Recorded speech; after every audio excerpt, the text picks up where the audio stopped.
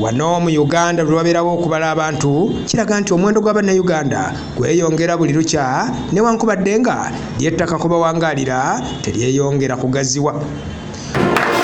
Wano Omusumba Robert Kayanja wa Lubaga Miracle Center waalagidde okutya ng'agamba nti kyekiseera abantu bamanye enkozesa entuufu ey'ettaka kubanga ekitali ekyo obuzibu bwolekedde eggwanga. Kayanja agamba nti abantu obutamanya nkozesa ya ttaka nnuŋŋamu kyekivuddeko obuzibu. Kayanja okwogera bino abadde ku mukolo ogubadde ogw'okutikkira abayizi aba Wakiso Comprehensive Institute of Forest Science nga bano babadde basoba mu 10 n'agamba nti kyekiseera gavumenti eveeyo ku nkozesa abantu gye bakozesaamu ettaka. Waiswa wano ali ku 1 acre ataddeko essomero kuliko ekisulo ate kuliko n'ebbanga wetusobodde okukolera emikolo gya graduation. Emu yokka agikozesezzaako etulako abantu bayitirivu ba student atugambye 256 ate nga bali mu kisulo. Emu yokka eno yenkozesa entuufu ey'ettaka lyaffe. Singa bannayuganda tunaakozesa obulungi ettaka lyaffe tujja kwesanga nga tukoze ebintu bingi nnyo era baagala okuyiga bajjeko balabe wano kubanga nengera ebisulo 2 ate nga bya mulembe. Ali ku emu alina essomero tulirambudde ddene balina computers balina buli kintu ali ku emu. So bwe tuba nga twagala okuyiga aby'ettaka n'aba gavumenti bajje wano bayigire ku profesa n'omukyala. Kayanja era asabye gavumenti okulaba ng'ekendeeza ku misolo gy'ejja ku matendekero ag'obwannannyini nti kubanga gakola omulimu munene okusomesa abaana b'eggwanga newankubadde nga gayita mu kunyigirizibwa. Ebyobusawo kubanga si ddwaliro nti babifunamu ssente kati bakyajinga fees ssente ntono ate ne beesanga nga ate ebikozesebwa okuyigiriza abaana biri ku ssente nnyingi.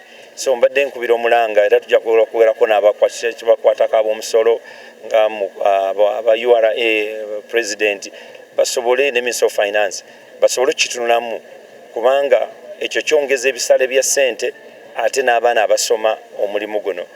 Kati tufunye obukakafu nti ensi zonna eza Bulaaya zeetaaga abasawo addala bali ku level y'obwannansi n'abazaalisa babeetaaga nnyo.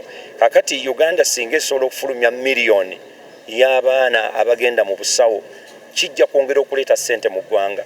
It's one of the things that will grow the economy. So n'olw'ensonga eyo okuteeka omusolo ku ebisomesebwa ebiyigiriza abantu bano kubanga beetaaga ebintu ebitakola mu ggwanga lyaffe basobole okuba nti babireeta mu ggwanga.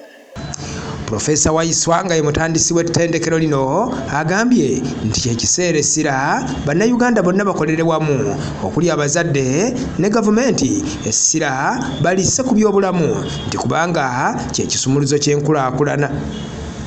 There were few slots for training. There were many students that could not access those slots because of the low grades, yet they qualified for training. What the ministry called it trainable, because the ministry has 3 or 4 grades: excellent, very good, and trainable.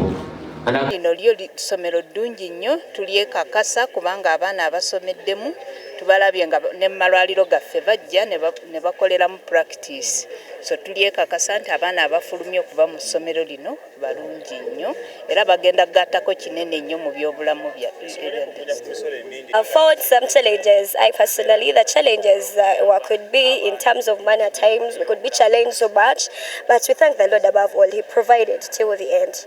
And then we would wish at least the government to help us still and strengthen the institutes, actually to help these institutes out and put sponsorships to the students that are coming and actually enroll the new students out on the market. Yes. Abayizi abatikkiddwa abaweereddwa amagezi okubeera ab'empisa ate n'okulaba nga beetandikirawo emirimu mu kifo ky'okukeeranga okuginoonya.